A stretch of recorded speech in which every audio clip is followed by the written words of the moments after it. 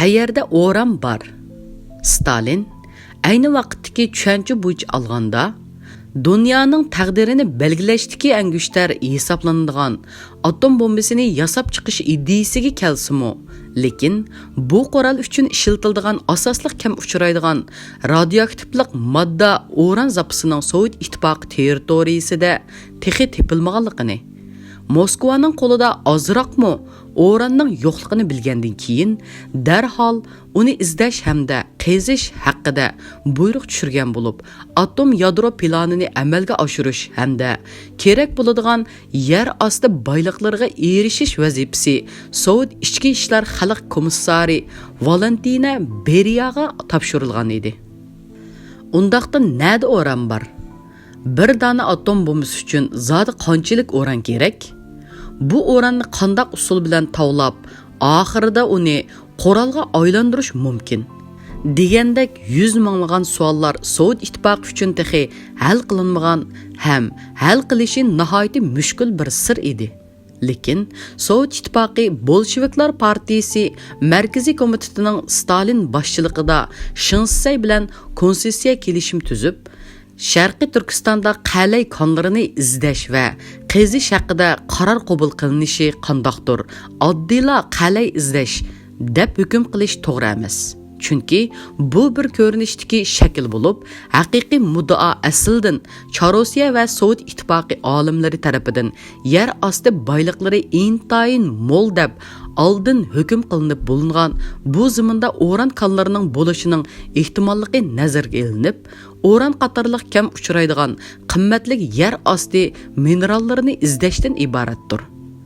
Sovet ittifoqi geologiya olimlari Stalin rahbarligidagi Sovet ittifoqi kompartiyasi markaziy komitetining bevosita o'rinlashtirishi bilan 1941-yilning 5-ida Uyg'ur eliga kirib, keng ko'lamda uran qatorliq yer osti boyliqlarini tekshirish xizmati boshlagan.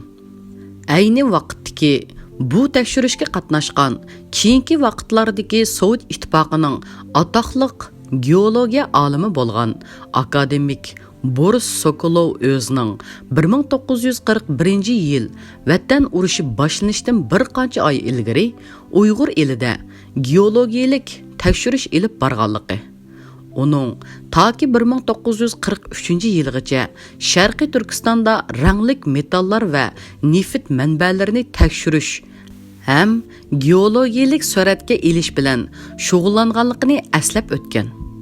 Sovet geologiya olimlari bir qancha guruhlarga bo'linib, Tangri tog'larining janubiy va shimoliy taraflari, Oltay, Pamir va Qaror Qurum tog'liq rayonlarida toki 1943-yilining 5-gacha qidirib tekshirish ilib borgan. Amaliyotda bu qitimliq tekshirish Sovet ittifoqini Uyg'ur tuproqlari haqida eng atrofli materiallarga va tushunchalarga ega qilgan bo'lib, bu vaqtda mayli Jungo, mayli Angliya va yoki boshqa Yevropa davlatlarining ekspeditsiyachilarining hech qaysisi mazkur o'lka to'g'risida bunchalik tushunchalarga ega emas edi. Uyg'ur manbalaridami 1941dan 1942-yillarda Sovet ittifoqi olimlarining Uyg'ur elining ko'plagan joylarida geologiyalik tekshirishlar ilib borganligi haqida ma'lumotlar bor. Hatto rus tilini yaxshi bilgan atoqli Uyg'ur shoiri Lutfulla Mutallibning 1941-yilidan toki 1942-yilgacha bo'lgan arliqda Sovet ittifoqi geologiya olimlariga tarjimon bo'lib, Tangri tog'larining janubida 1 yil atrofida tekshirishga qatnashganligi haqida to'liqsiz ma'lumotlar mavjud. Shu qitimqi tekshirishda Qashqardan qidilib yo'l boshlovchi bo'lgan Qirg'iz Oq yo'l bagning aslishicha Lutfulla Mutallib va uni o'z ichiga olgan Sovet geologiya tekshirish xodimlari 1941-yili 6-oylarda Qashqar tavasida tekshirish ilib boradi hamda Toshqo'rg'on, Qiziltog', Qo'shrab, Yerkent qatorliq joylardan o'tib, Xotanning Yo'rinqosh daryosining yuqori iqimiga joylashgan Qorong'utog' degan yergacha boradi.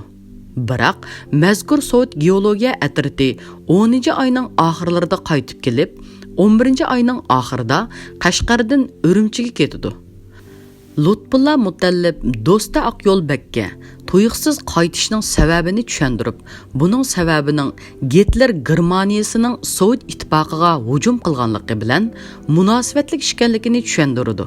Ammo faraz qilishga bo'ladi-ki, Lutfulla Mutallib 1942 yilining boshlarida Urumchiga qaytib kelgan bo'lib, bu chaqda Shinsey bara-bara Sovet ittifoqiga qarshi turib, Gomindang bilan aloqa o'rnatayotgan bir payt edi. Lutfulla Mutallib tarjimonlik qilgan Sovet geologiyalarining mazkur tekshirish faoliyati amaliyotda oshu Stalin bevosita buyruq berib, o'rinlashtirilgan uran qatorliq radioaktivlik moddalarni izlashni asosiy maqsad qilgan bo'lib, albatta Sovet ittifoqi taraf Shinseyning roziligini olgan. Bu tekshirishning tub maqsadining Moskvaning mutlaq maxfiy atom bombasi yasash strategik planining muhim bir qismi ekanligini qat'iy maxfiy tutib, faqat yer osti boyliqlari va neft manbalarini izlash ham tekshirish debla atganlik uchun 19 yoshli oddiy tarjimon Lutfulla Mutallibla emas, hatto 1938 yilidan tortib Sovet Bolsheviklar partiyasining a'zosi, Stalinning ishonchlik muridi bo'lgan o'lkaning eng oliy hukmroni Shinseyning mazkur tekshirishning tub maqsadini bilmasligi tabiiy ahvol bo'lsa kerak. Shu qatim janub tarafda Pamir egizligini asosiy tekshirish nuqtasi qilganda Sovet olimlarining uran zapsi balvig'ini bayqaganligini nazardan qoldirishga bo'lmaydi. Ular uran zapsini bayqagandan keyinla safarini oxirlashtirib Urumchiga qaytgan bo'lishi mumkin.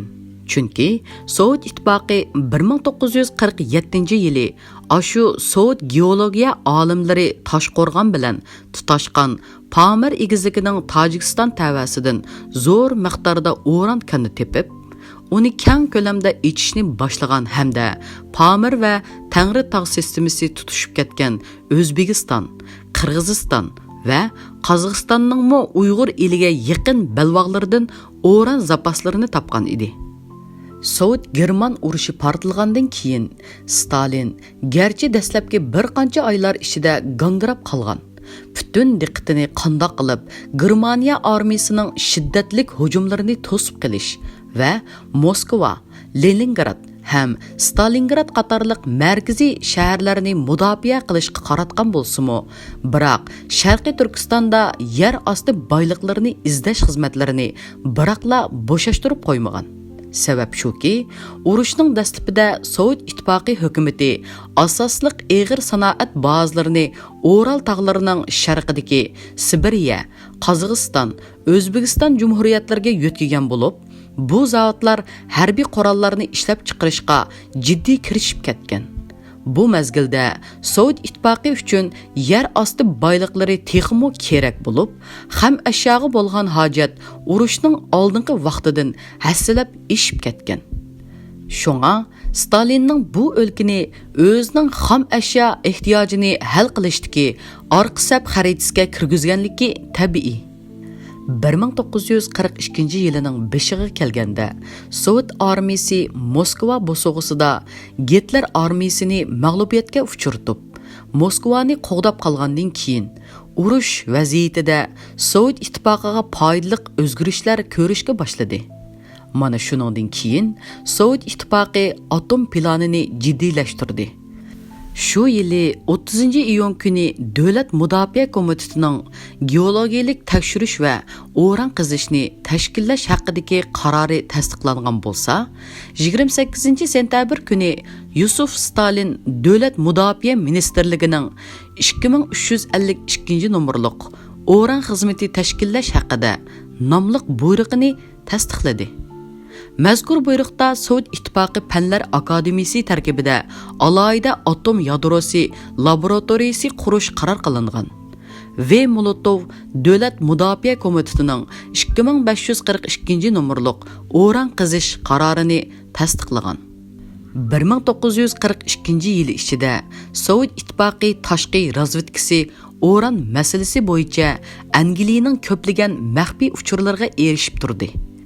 Amerikaning atom plani haqidagi uchurlarmi davomli turda İtaliyalik Sovet jasosi Bruno Antikrov tarafidan yetkazilib turdi. Klaus Fuchs va Bruno Antikrov qatorliq mazkur Sovet jasoslari Amerika bilan Angliyaning atom texnikasida qo'lga keltirgan har bir yangi ilgirlash va natijalar hatto planlarni vaqti-vaqtida Sovet ittifoqi razvedka organlariga yetkazib turgan bo'lsa-mu, biroq bu vaqtda Germaniyaning atom texnikasiga oid uchurlar asosan kelmagan.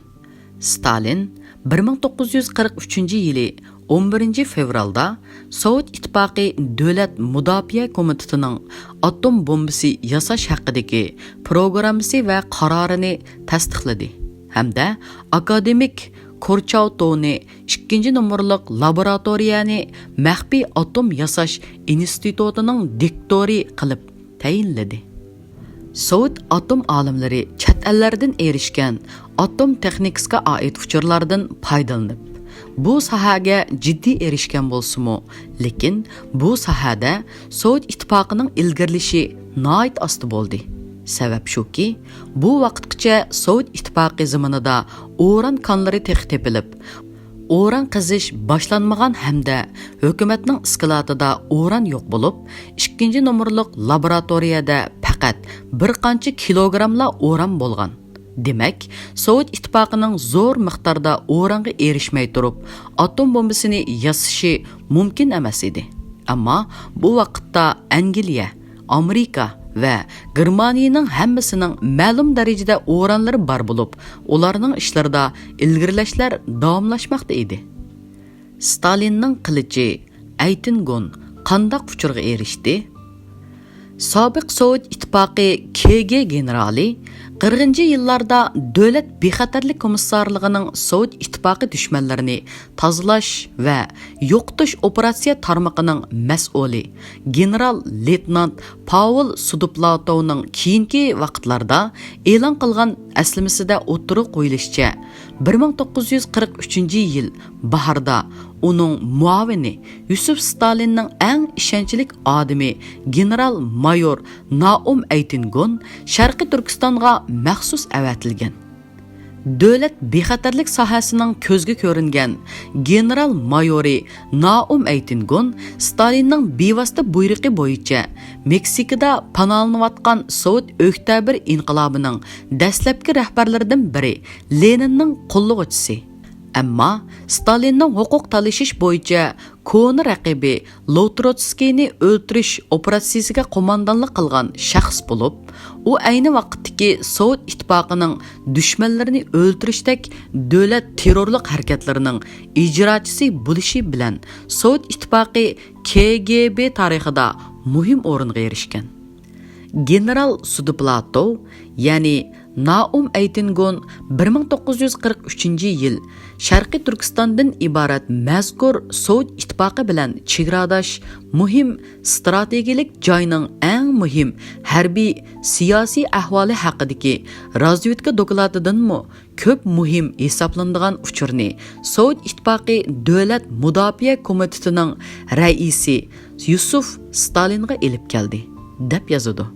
Undaqda Naum Aytingon Stalinga elib kelgan Uyg'ur diyori haqidagi mazkur intayin muhim va maxfiy uchur zodi qandaq uchur? Buning Stalinning atom plani bilan munosabati bormi yo'q degan savolning o'ttirg'i qo'yilishi tabiiy. Gerçi hozircha Aytingonning zodi qandaq qimmatlik uchurni Stalinga bevosita yetkazganligi haqidagi aniq tarixiy arxiv texi e'lon qilinmagan bo'lsa-mu, biroq bu haqda har xil farzlar mavjud. Rus tarixchisi Vadim Obuxov bu uchurning Sovet geologiya xodimlarining Sharqiy Turkistonda uran konini bayqaganligi haqidagi ma'lumot ekanligini jazmlashtirdi. Ammo shundaq ehtimollikni chetga qeqishga bo'lmaydi-ki, uning dokladida birinchidan siyosiy jihatda o'lkaga Amerika va Angliyaning singib kirganligi bo'libmi, Amerikaning konsulxona qurish bilan birga Urumchi, G'ulja va boshqa joylarni harbiy strategik doiraga kirgizib, ba'zi faoliyatlarni elib borganligi. Chiang Kai-shek hukumatining bo'lsa, Amerikaning ta'sirini bu joyga elib kirish taktikasi qo'llanib, Sovet ittifoqining ta'sirini uzil-kesil qo'g'lab chiqarib, Sovet ittifoqining orqa sepiga xotirjamsizlik paydo qilishga urinayotganligidan iborat siyosiy uchur. Ikkinchidan, Sovet geologiyalarining Tarbag'atay tog'larining janubiy va Altay tog'larida o'ran zapsi borligi hamda Ili va Altay tog'liq rayonlaridan titan, wolfram, oltin va boshqa ranglik metal zapslari, O'rimchi rayonidan bo'lsa mol, nefit va ko'mir zapsi bayqaganligidan iborat. Harbiy sanoat bilan munosabatlik uchur bo'lishi mumkin. Vadim Obuxo Stalinning ayni vaqtda Naum Aytingoning qo'mondonligidagi davlat bexatarlik organlarining maxsus qo'g'dash atritining himoyasi ostida Sovet geologiya olimlari bilan birga yana geologiya razvedchiklarining Uyg'ur eliga o'ran izlashga avatgan bo'lishi mumkinligini, balki uning doklatining ashu o'ran qatorliq qimmatlik radioaktivlik metal zapillarining tepilishiga munosabatlik ekanligini faraz qiladi. Shu qitimqi tekshirishlarda Sovet mutaxassislari Uyg'ur elining Altay tavasidagi Ko'kto'qay rayonidan o'ran moddalarini topganligini, o'ran qatorliq radioaktivlik moddalar manbalarining garchi Tarbag'atay, Savur tog'larining Qozog'iston tavasidagi qismlaridami borligi sezilgan bo'lsa-mu, lekin Ko'kto'qay kon manbalarining eng yuqori qatlamga joylashganligi va qezishga oson ekanligini sezganligi ehtimollikqa yaqin.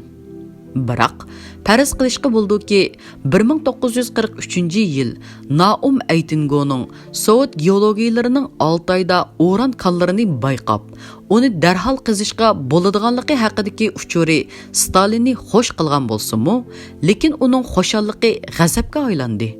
Chunki bu vaqtda Shinsay Stalindan to'liq yuz o'rib, Sovet ittifoqining bu o'lkadagi barliq ta'sirga va faoliyatiga xotima berib, oshkora holda Stalin bilan dushmanlashdi hamda o'zini Gomindang markaziy hukumatining qo'yniga etib, tunji qitim bu joyga markaz qo'shinlari yetib keldi. Shinxay inqilobi yuz berib, faqat 32 yildan keyinla Junhua Mingo markaziy hukumatining kuchi yetishga boshlagan bu o'lkaga atom bombasi yasash uchun jiddiy harakat qilayotgan yana bir qudratli davlat Amerika Qo'shma Shtatlarining ta'sirimi yetib keldi. Chiang Kai-shekning Sovet ittifoqining orqa ishki yiniga Amerika va Angliyaning ta'sirini ilib kirish taktikasi Sovet ittifoqini xotirjamsizlantirdi. Sovet ittifoqining O'rta Osiyo chegarasi yinida yuz berayotgan, uning manfaatlariga ta'tir tanasib yangi siyosiy vaziyat Stalinning atom bombasi yasash planini amalga oshirish jarayonida tunji qitim bayqagan o'ran konini qizish planiga to'sqinlik qildi. Ikkinchi dunyo urushi hal qilg'uch bosqichga kirayotgan. Sovet ittifoqi Stalingrad urushida amdili g'alaba qilayotgan bo'lsa-mu, lekin texi Germaniya armiyasi ustidan g'alaba qozonish vaqt jadvali aniq bo'lmagan.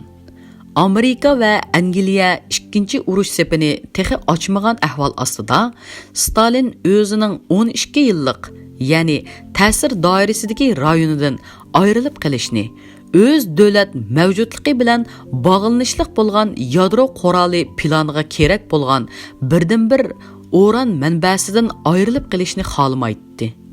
Chunki bu mezgilda Uyg'ur diyori uning birdan-bir topgan o'ran manbasi bo'lib, Sovet ittifoqining bepoyon zamonlarida texi o'ran konlari bayqalmagan edi. Undaqda nima qilish kerak? O'ran bo'lmasa, atom bombasini qandoq yasaydi? Agar o'zlaridan burun Amerika va yoki Germaniya bu qurolga erishib olsa, Sovet ittifoqining taqdiri, Stalinning taqdiri nima bo'lib ketadi? Altayda topgan o'ranlarga Sovet ittifoqi emas, balki Amerika o'ngchivashga erishib olsa, qandoq qilg'uliq?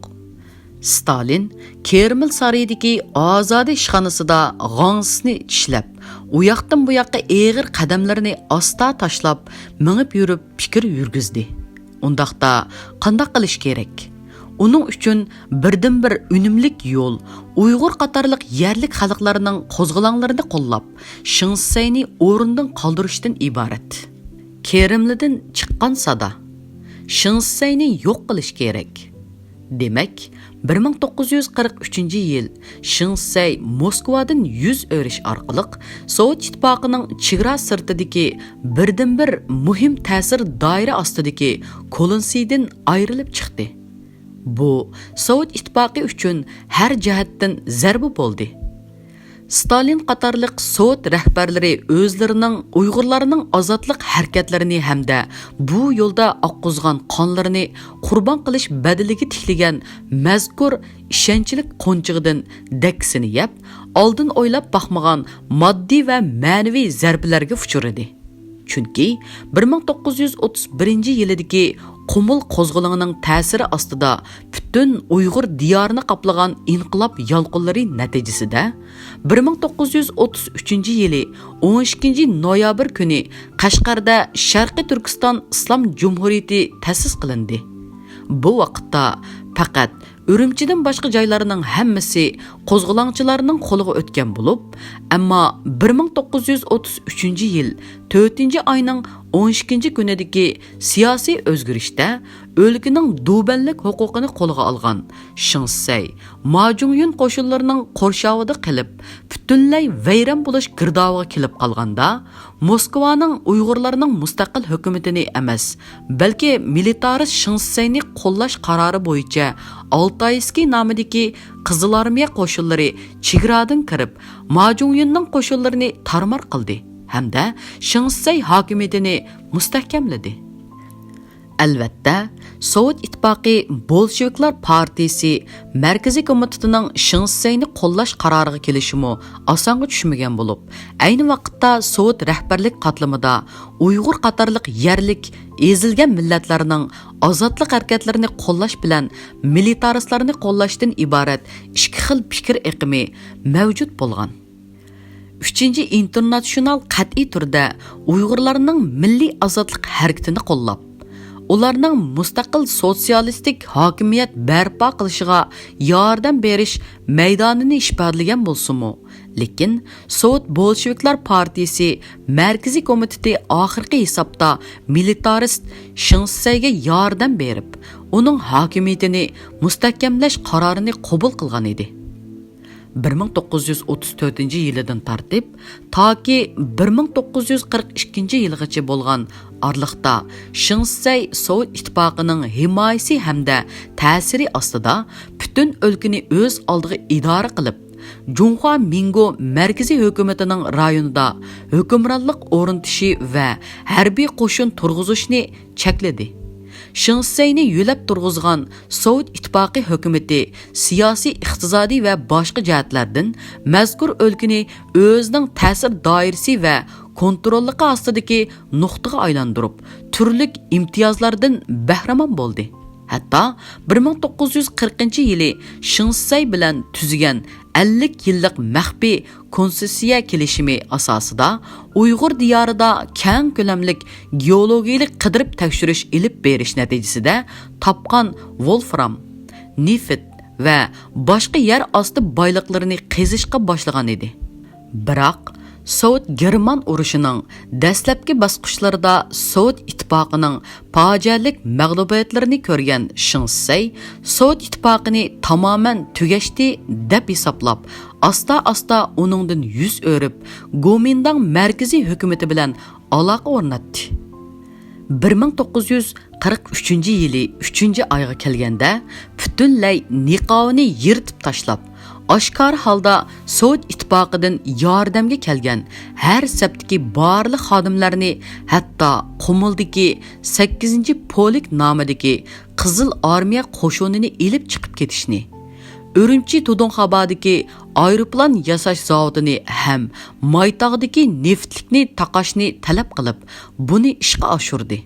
Qisqasi, Shinsay Stalinning ogohlantirishlari, hatto Molotovning muavini Dekanazovni avatib, maxsus Shinsey bilan suhbat o'tkazib, uning Sovet ittifoqiga qarshilik harakatlarini to'xtatishga da'vat qilishdan qat'iy nazar, u Sovet ittifoqiga qarshi oshkora qo'pol siyosat yurgizib, Sovet ittifoqining harbiy, siyosiy va iqtisodiy manbalariga qattiq zarba berishdan yonmadi. Bu vaqtda Sovet ittifoqi Shinsey tarafidan uchragan bu zarbalarni asosliqi ikki nuqtadan tushunish mumkin. Uning biri Germaniyaga qarshi urushning eng og'ir yillarida Sovet ittifoqi uchun muhim, ahamiyatli hisoblanadigan Sharqiy Turkistondan oladigan neft qatorliq yer osti boyliqlari, yezi egilik, chorvachilik va boshqa yerlik mahsulotlar manbasining o'zib etilishi.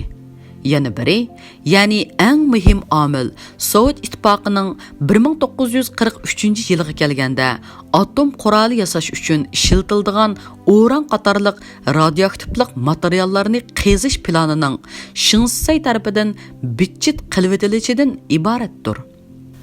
Mazkur ikki nuqta bo'libmi, uran qazib atom bombasi yasash Stalinga eng kerak bo'lib, Sovet geologiyalari maxfiy turda Oltay qatorliq joylardan topgan uran kenini qazish uchun uningga to'sqinlik qilayotgan to'salg'ularni yo'qitib, qimmatlik yer osti boyligini o'z ixtiyori bo'yicha elishga to'sqinlik qilmaydigan, hatto uni qo'llaydigan bir siyosiy atmosfera va yoki siyosiy gavda mavjud bo'lib turilishi kerak edi.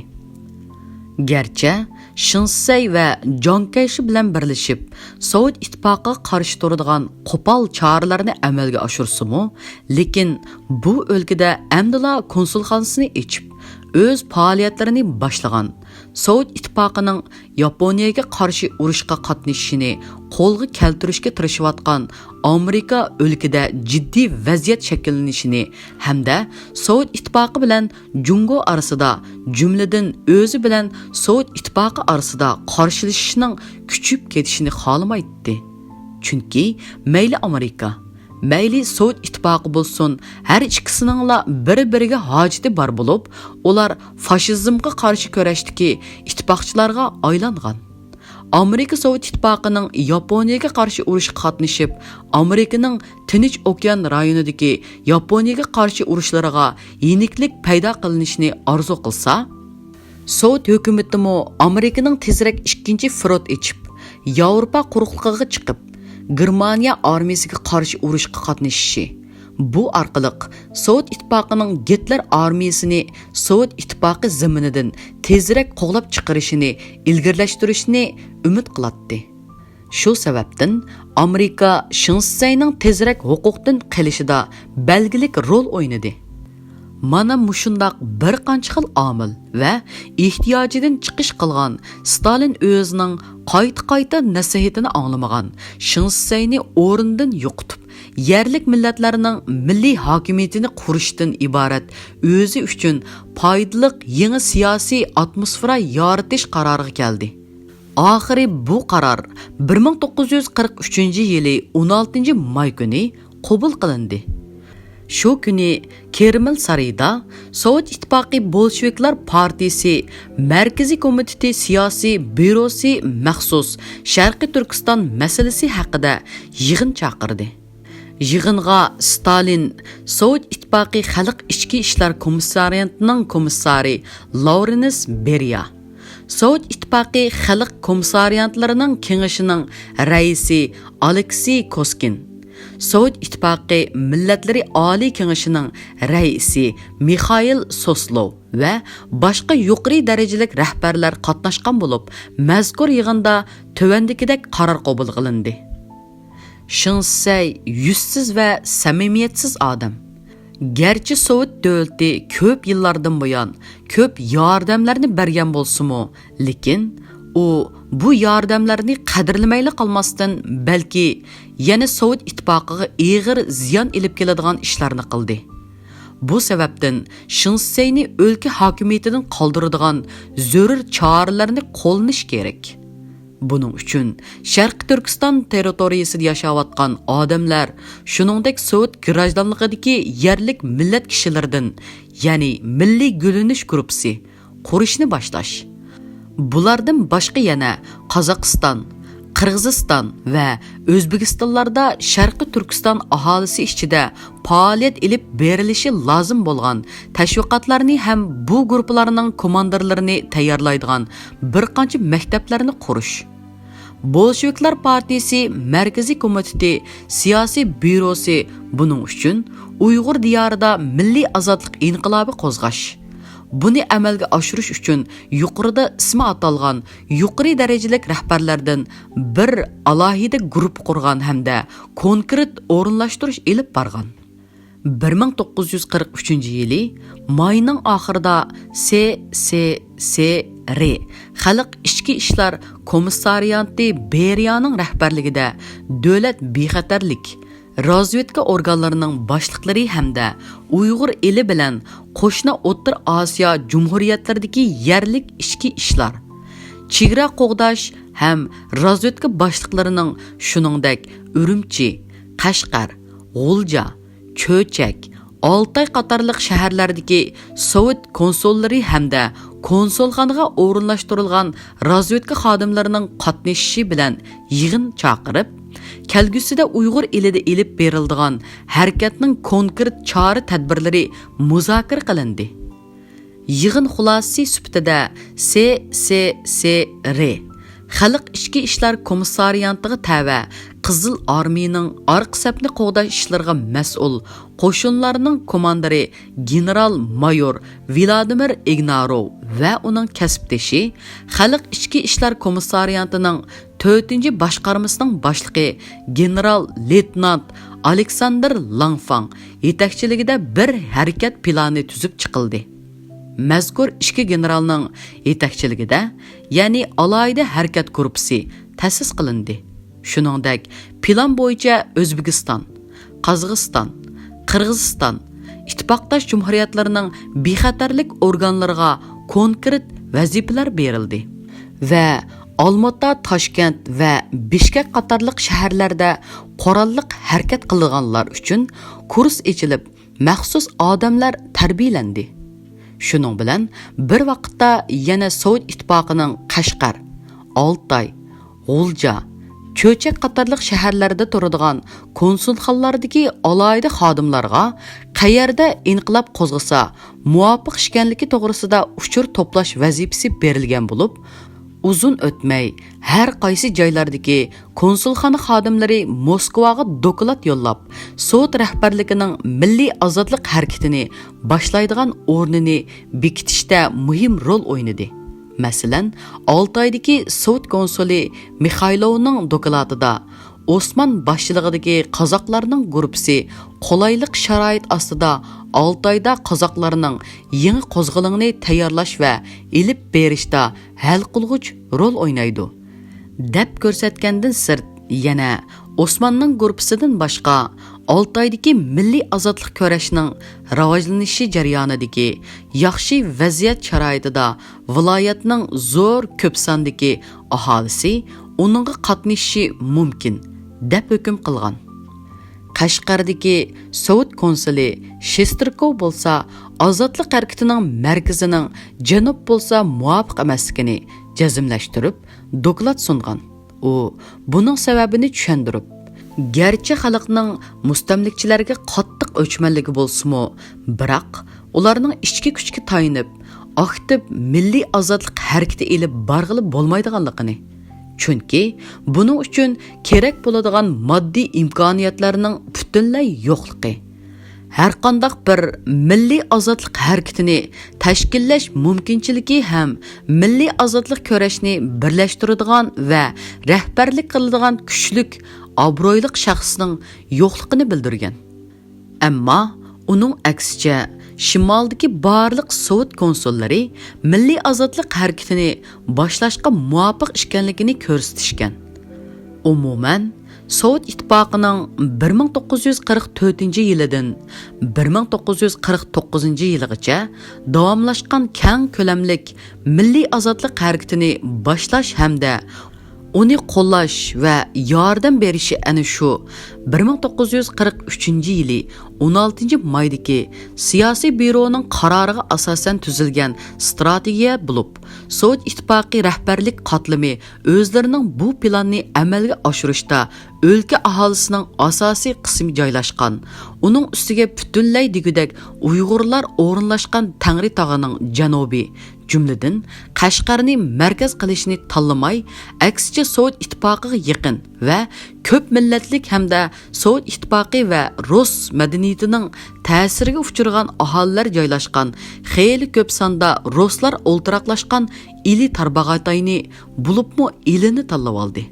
Ammo Qashqar, Aqsu, Xotan qatorliq taraflardagi kishilar Sovet ittifoqining 1934-yili va 1937-yilidagi milliy ozodlik harakatlarini bostirib, Shinsayga yordam berib, Xo'janiyaz Hojim, Sobit Damulla qatorliq Uyg'urlarning atoqli kishilarini o'z ichiga olgan minglagan kishilarning hayotidan ayrilishi, minglagan beguna odamlarning turmalarga tushib, xonavayron bo'lganligini unutib qolmaganligi uchun ularda Sovet ittifoqiga bo'lgan ishonch yo'q va yoki kamchil edi. Biroq ili tarafda bo'lsa, Sovet ittifoqiga ishonmaslik xohishi unchavala og'ir emas edi.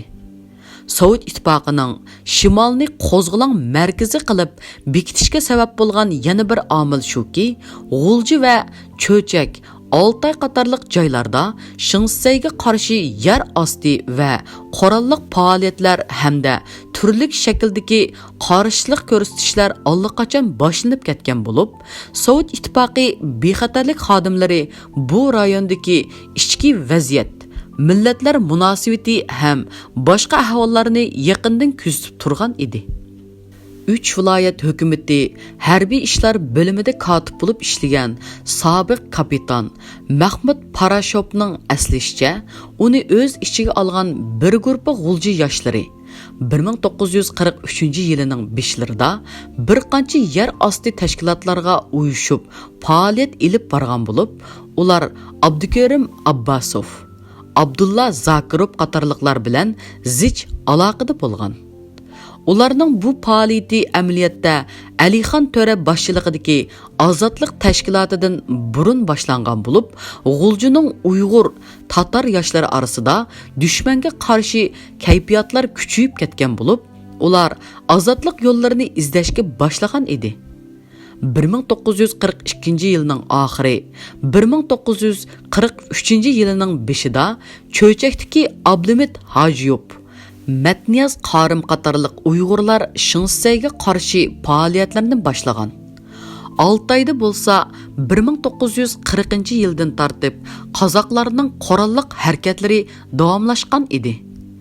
Sovet ittifoqi ichki ishlar xalq komissariyatining o'rinlashtirish bo'yicha general Vladimir Ignarov bilan general Aleksandr Lanfang boshchiligidagi alohida harakat guruhining xodimlari G'ulja, Qo'rg'as, Cho'chak va boshqa joylarda faoliyatlarini boshlagan bo'lib, Uyg'urlardan Sovet doktorxonasining doktori salohiyati bilan yurgan Hokim Jabbor Yarulla Bekov, Ruslardan Sovet konsuli Dabashin, muavin konsul Borisov 20-yillarda G'uljiga kelib makonlashgan oq gvardiyachi ruslardan keyingi Milliy armiya shtab boshlig'i Mazharov, Kansay tosh yo'l idorasining boshlig'i, keyingi Milliy armiya polkovniki Fatih Leksin hamda keyingi ichki ishlar muavin ministri Paul Moskalev, Moliya ministri maslahatchisi Gerbingin, Tunganlardan Monsur Lomyo qatorliq o'nlagan ruslar, tatarlar, Uyg'urlar, O'zbek va Tunganlar ham boshqalar mazkur alohida harakat guruhining topshiriqlari bo'yicha ish olib bordi. Ana shu Markaziy komitet siyosiy bürosining qaroriga binoan ilib berilgan o'rinlashtirishlar bo'yicha Sovet ittifoqi Mongoliya tarafini ishga solib, Osmon bilan hamkorlik o'rnatdi. Hatto Mongoliya rahbari Choybalisan 1943-yilining 5-ida maxfiy turda Altayga kelib, Osmon Islom bilan ko'rishib, uning qurolliq qo'zg'alonni qo'llaydiganligi va yordam beradiganligini bildirdi. Osman Islom Mongoliya va Sovet ittifoqidan zo'r miqdorda qurol-yarog' yordam oldi. Hatto Sovet ittifoqi hamda Mongoliya vakillari uning harakatlariga harbiy siyosiy maslahatchilik qildi. 1944-yili 4-oyda G'uljida Alixon To'ra boshchiligida 12 kishidan tarkib tepib qurilgan ozodlik tashkilotimi ana shu Dabashin Muavin konsul Berosov va hokim Jabbor Yarolla Bekovning faoliyatlari bilan munosabatlik bo'lib, Alixon To'ra qatorliq ozodlik tashkiloti a'zolari bilan Sovet ittifoqi taraf vakillari orasida bir qancha qitim suhbat bo'lgan. Mazkur tashkilotning a'zosi keyingi vaqtlik hukumat bosh kotibi Abdurauf Mahsumning so'zlab berishicha, ular Sovet ittifoqi vakillariga o'zlarining Sovet ittifoqiga ishonmaydiganligini, ularning burun Xo'janiyaz hojimni aldab, uni Shingsayga tutib berganligi, Shingdobanga yordamlashib 1933 dan 1937 yilidagi qo'zg'olonni bostirganligini so'zlaganida, Sovet vakillari biz burun xato qilgan, Shingsayning mohiyatini tushunmagan ekanmiz. Endi undaq bo'lmaydi. Shingsayni va Gomindangni yo'qotishinglarga hamda Qizil Mongoliyadek bo'lishinglarga yordam beramiz. Bu qitim sizlar cho'qim ozod bo'lsizlar, Qizil Mongoliyadek bo'lsizlar deb va'da bergandan keyin ular aktiv faoliyat boshlagan ekan. Ana shu Kerimlida e'lingan qaror bo'yicha Almata atrofida maxsus Saydulla Sayfullayu bilan birga tarbiyalangan Fatih Batur qatorliq 10 necha kishi Nilqi qo'zg'olonining o'qini otdi. Abduriyum Mahsumning aslishicha, ayni vaqtda Sovet taraf Fatih Baturg'imi o'zlariga o'xshash va'da bergan ekan. Umuman, Sovet ittifoqi Nilqi qo'zg'olonidan tortib G'ulji shahri, Suydung, Kurani ozod qilish urushlariga har xil sababda qatnashdi. 1944-yili 12 noyabrda Sharqiy Turkiston Jumhuriyati vaqtliq hukumat qurilib, bir haftalardan keyin Qo'rg'osda faoliyat qilayotgan alohida harakat guruhining boshliqlari general Ignarov va general Langfang G'uljiga yetib kelib, bu hukumatning harbiy siyosiy maslahatchiligini topshirib oldi. Ularning shartlik nomi 2-dom bo'lib, ular Jumhuriyatning kundalik harbiy siyosiy davlat qurish ham boshqa barliq ishlarga maslahatchilik qildi. Sobiq bosh kotib Abdurahim Mahsum Ibrohimi ozod bo'lsaqla dushmanning qo'lidan qutulsaqla mayli deb biz bu imomlarning eg'izga qarab o'ltirdik.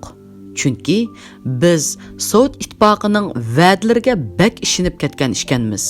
Ammo ularning oxirida bizni aldab, o'zimizning yig'imizda o'zimizning go'shini qo'rishni nadim bilatdiq deb hasratlik xitob qilgan edi.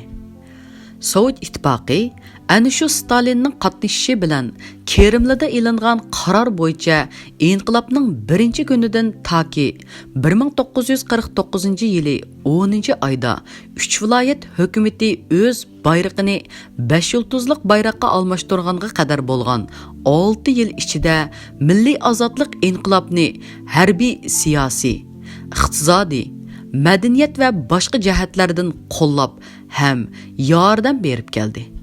Bo'libmi, milliy armiyaga ko'rsatgan yordamlari g'oyat zo'r bo'lib, milliy armiyaning tashkillanishi 3 fort bo'yicha jang qilib, Gomindangni yo'qotishda muhim yordam ko'rsatdi. Bu jarayonda 500 dan ortiq ofitser, 2000 dan ortiq jangchi avatib, milliy armiya saflarida urushga qatnashdi hamda ularning xeyli ko'p qismi milliy armiyaning yuqori, o'rta darajalik ofitserlik vazifalarini, askarlarni tarbiyalash xizmatlarini aqtirdi. Albatta, bu yordamlar hargiz bekorga kelmagan bo'lib, uning badaliga Sovet ittifoqi o'lja elingan zo'r sondagi oltin kumushlarni va ma'lum sondagi muhim xom ashyolarni elib ketdi. Shuningdek, yana 3 viloyat hukumati o'zlariga berilgan harbiy miltiq, avtomat, zambirak va o'q dorilar uchun yuqori bahoda haq to'lagan bo'lib, asosliqi qo'y, kala, yung, go'sht qatorliq chorvachilik va dehqonchilik mahsulotlari almashtirish vositasi qilingan edi. Lekin bu yanala Sovet ittifoqi uchun eng muhim foyda bo'lmasdan, haqiqiy foyda Oltay va Orshangdan qizilgan qimmatlik radioaktivlik moddalar edi.